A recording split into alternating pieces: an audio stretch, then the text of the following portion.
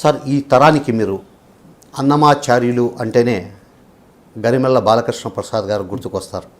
ఇంతటి పేరు ప్రఖ్యాతులు తీసుకుని వచ్చిన వెంకటేశ్వర స్వామి గారు మీ జీవితంలో ఎన్నో ఎత్తుపళ్ళాలు ఆయన దయ వల్ల చూసుంటారు. అలాగే ప్రపంచవ్యాప్తంగా మీకు ఒక పెద్ద గుర్తింపు లభించింది వెంకటేశ్వర స్వామి దయ వల్ల. ఈ నేపథ్యంలో మీ జీవన ప్రస్థానం గురించి తెలుసుకునే ముందు అన్నమాచార్య సంకీర్తనల్లో మీరు గానం చేసిండేది మీకు అత్యద్భుతంగా నచ్చిన ఒక సంకీర్తనతో మన ఇంటర్వ్యూ ప్రారంభిద్దాం. ఓం నమో వెంకటేశాయ. దగ్గర 800 అన్నమాచార్య సంకీర్తనలకు నేను స్వయంగా సంగీతం సమకూర్చి నాదైన ధోరణిలో ప్రజల్లోకి తీసుకెళ్లే ప్రయత్నం చేశాను.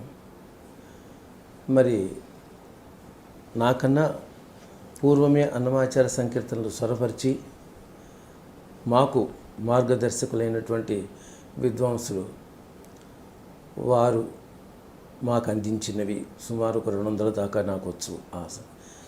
అటు ఇటుగా ఒక 1000 సంకీర్తనలు పాడగలిగిన ఒక కళాకారుడిగా నాకు ఒక ప్రత్యేకత ఉంది, అది వాస్తవమే. కానీ నాకు ఇష్టమైనది అని ఒక పదం వాడారు, అక్కడే నాకు కొంచెం ఇబ్బంది. ఈ 1000లో చాలా ఇష్టమైన మీరు నేను స్వరపరిచినవి ఉన్నాయి, ఇతరులు స్వరపరిచిన వాటిలో నాకు చాలా చాలా ఇష్టమైన ఎక్కువ అనుభూతి పొందింది, అలా అత్యద్భుతంగా మీకు అత్యద్భుతంగా అనిపించిండేది చాలా ఉన్నాయి. అంటే ఎందుకు ఈ మాట అని పాడుతున్నానంటే నేను పాడింది ఒకటే నాకు చాలా ఇష్టమైంది అనుకుంటారేమో అని, అలా కాదు అని చెప్పడం కోసం ఇది మాట చెప్పాను.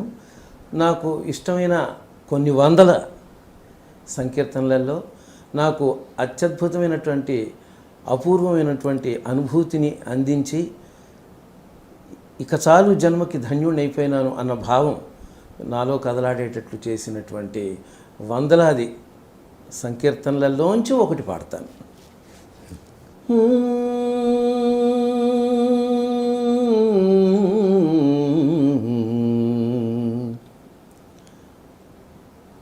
కులమును నీవే గోవిందుడా, కులమును నీవే గోవిందుడా, నా కలిమియు నీవే కరుణానిధి,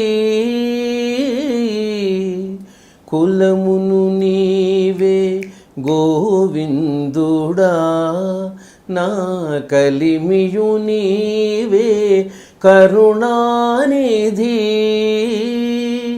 తలపును నీవే ధరణీధరా,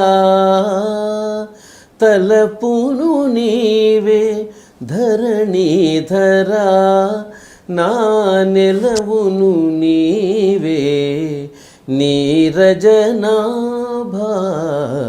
అంతయు నీవే హరి పుండరీకాక్ష, చంతనాకు నీవే శ్రీ రఘురామ, అంతయు నీవే హరి పుండరీకాక్ష, చంతనాకు నీవే శ్రీ రఘురామ.